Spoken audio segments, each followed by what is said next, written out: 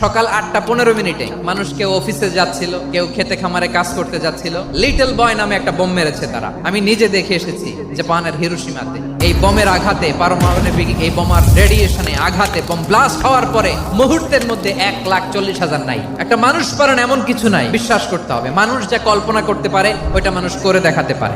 আমরা যখন আমার পিতার পৃষ্ঠদেশে ছিলাম, পিতার পৃষ্ঠদেশ থেকে শুক্রাণু যখন মায়ের গর্ভদেশে যেয়ে পড়ে, কতটা শুক্রাণু ভ্রমণ শুরু করে জানো? 20 কোটি শুক্রাণু। ওই 20 কোটি শুক্রাণুর মধ্যে থেকে তুমি আমি আজকে এক বিকশিত শুক্রাণু মানব রূপে পৃথিবীতে এসেছি। সুবহানাল্লাহ। সেদিন আমি এত ছোট ছিলাম, মাইক্রোস্কোপ দিয়েও আমার অস্তিত্ব টের পাওয়া যায় না। তারপরেও ওই প্রতিযোগিতায়, ওই কম্পিটিশনে যখন আমারে কেউ হারাতে পারে নাই, আল্লাহর জমিনেও আমারে কেউ হারাতে পারে না। হারার জন্য তোমার জন্মই হয় নাই, তুমি আসছোই জিতার জন্য। সুবহানাল্লাহ। একটা কথা জীবনের সাথে সেট করে নিতে হবে, আমি জিতি নয় শিখি, আমি কখনো হারি না।